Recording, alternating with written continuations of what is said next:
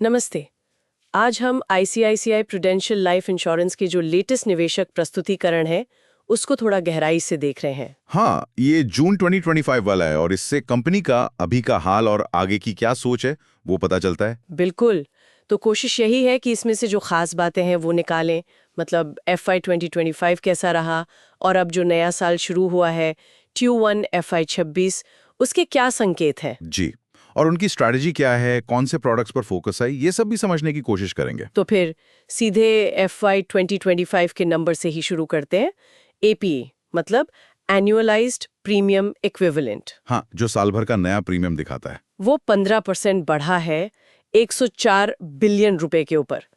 ये तो काफी अच्छी ग्रोथ है। बहुत अच्छी ग्रोथ है। और सिर्फ एपीई नहीं, आप देखिए प्रॉफिट आफ्टर टैक्स मतलब पीएटी, वो तो करीब करीब 40% उछल गया, 11.89 बिलियन रुपए। अच्छा, और VNB का क्या रहा?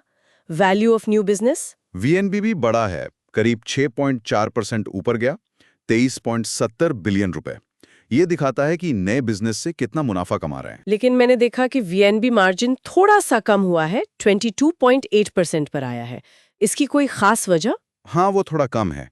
देखिए, मार्जिन में हल्का उतार चढ़ाव हो सकता है, शायद प्रोडक्ट मिक्स में कुछ बदलाव हो या फिर, लेकिन ओवरऑल वीएनबी तो बड़ा ही है। सही है। और बाकी चीजें कैसी रहीं, जैसे AUM वगैरह? वो भी मजबूत हैं। एसेट्स अंडर मैनेजमेंट मतलब जो पैसा वो मैनेज कर रहे हैं वो 3000 बिलियन के पार चला गया है। और सॉल्वेंसी रेशियो तो बहुत ही अच्छा है, 212.2%। मतलब कंपनी देनदारी चुकाने में काफी सक्षम है ना? हाँ, वो तो रेगुलेटरी जरूरत से काफी ऊपर है।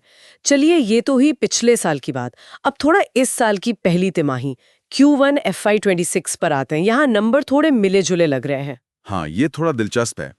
एपीई में साल दर साल करीब 5% की गिरावट है और आरडब्ल्यूआरपी में तो 13% की गिरावट दिख रही है। तो मतलब प्रीमियम कलेक्शन थोड़ा धीमा हुआ है?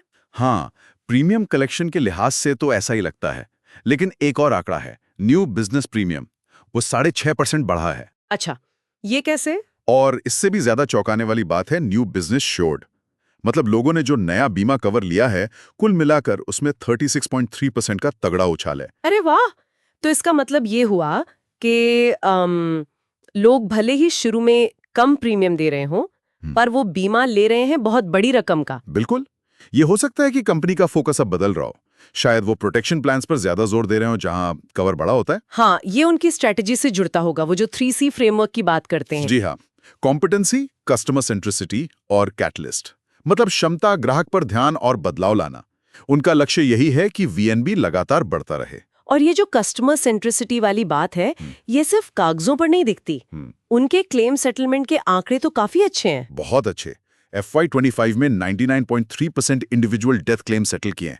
ये बहुत ऊंचा नंबर है। और स्पीड भी, बिना जांच वाले क्लेम तो बस 1.2 दिन में सेटल हो गए। सही कहा, शायद इसीलिए वो ग्राहक संतुष्टि में भी लगातार टॉप पर हैं। और जब ग्राहक खुश होता है तो पॉलिसी चालू रखता है।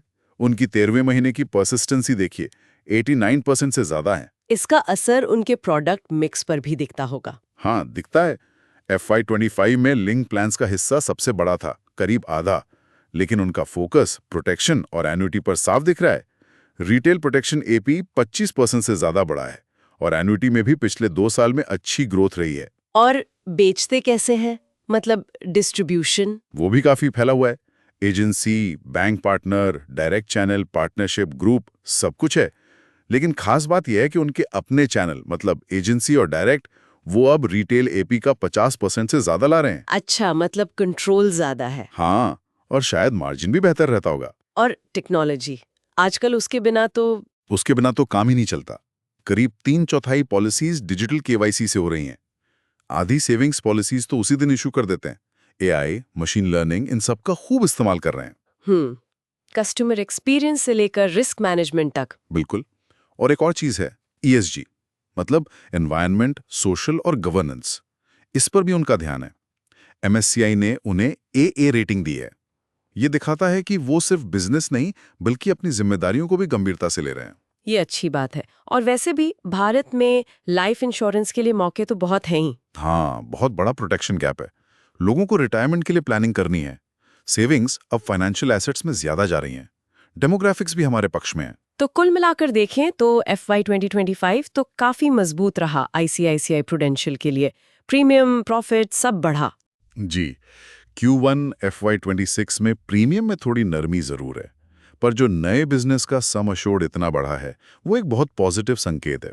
लगता है स्ट्रैटेजी काम कर रही है। हाँ, वो 3C स्ट्रैटेजी, प्रोटेक्शन, एन्युइटी पर फोकस, अच्छी कस्टमर सर्विस, टेक्नोलॉजी का इस्तेमाल, ये सब मिलकर असर दिखा रहे हैं। अब आगे ये देखना दिलचस्प होगा कि ये जो प्रीमियम कलेक्शन में थोड़ा ट्रेंड बदला है, उसके साथ वो प्रोटेक्शन और एन्युइटी में ग्रोथ और VNB मार्जिन दोनों को कैसे बैलेंस करते हैं। सही कहा, ये बैलेंस साधना ही शायद आगे की कहानी तय करेगा।